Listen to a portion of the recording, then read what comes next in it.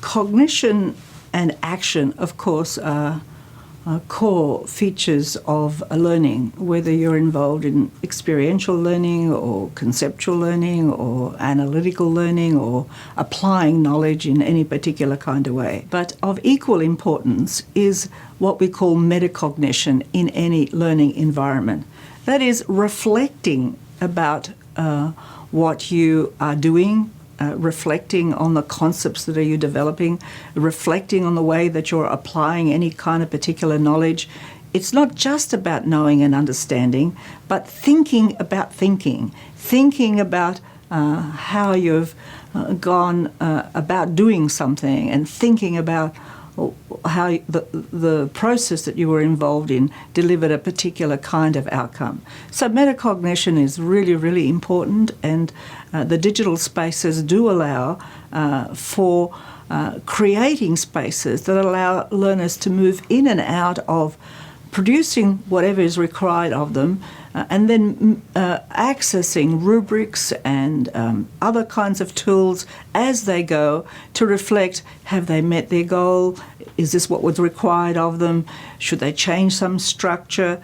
To be constantly thinking about their thinking and thinking about their production.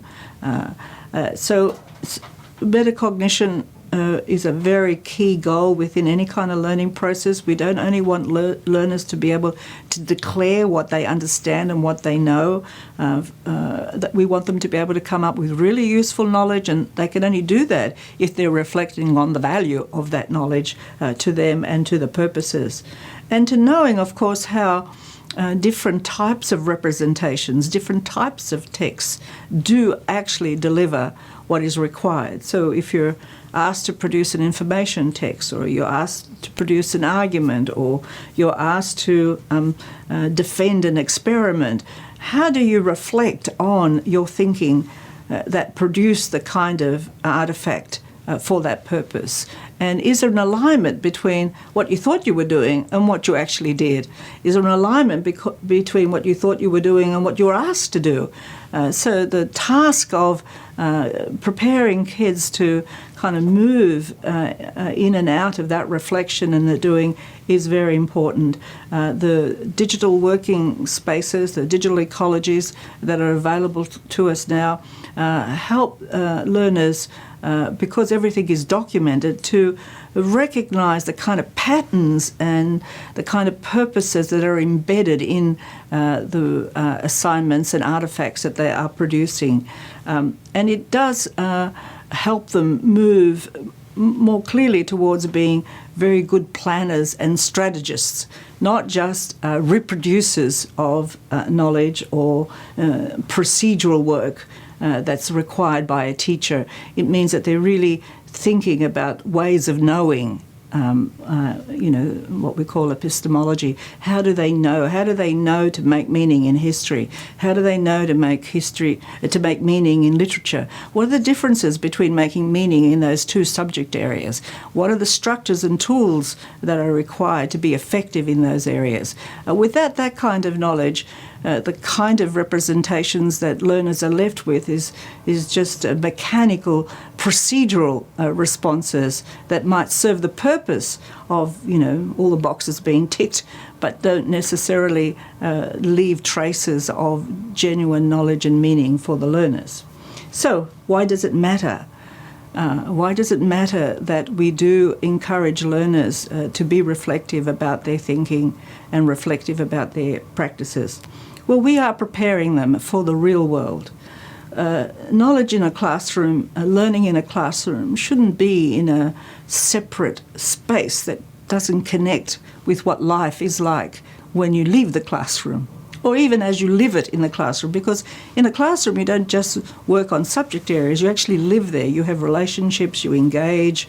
So we need to produce the kind of learner who understands how to operate with other people, how to be reflective about their practice, whether it's in the work that they do in their future lives as workers, the kind of work that they're going to need to do when they go to college, where research really matters. Part of the attributes of of learning in a college environment is that you're not just consuming knowledge, you're not just reproducing expectations, but you're investigating, you're being curious, you're collecting data, you're reflecting. You have to validate and argue for what you're doing, not just simply represent it. And schools need to start preparing learners right from the very beginning for that kind of behaviour as a thinking, learning person, and ensuring metacognition as part of the process of learning is really vital. Secondly, it matters because the 21st century is fast-moving, it's a complex world with much, much diversity.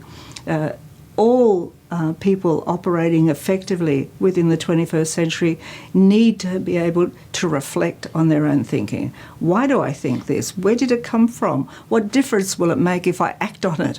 To be a good citizen and a good, effective worker in the 21st century, you need to have those kinds of skills.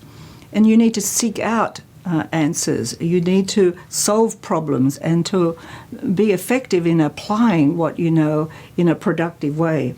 And importantly also, we need to be striving for accuracy and truth. These are very difficult things, but in a world that is complex, where information is coming to you from all sources, if you're not capable of searching for truth and accuracy for yourself, let alone for others, your impact on others might not be as positive as you had hoped it could be. And of course, being discerning as the world becomes more complex, as the world moves faster, as we go from one idea to another so quickly, one product to another so quickly, we need the skills of discernment. How do we select something? How do we choose? How do we advocate?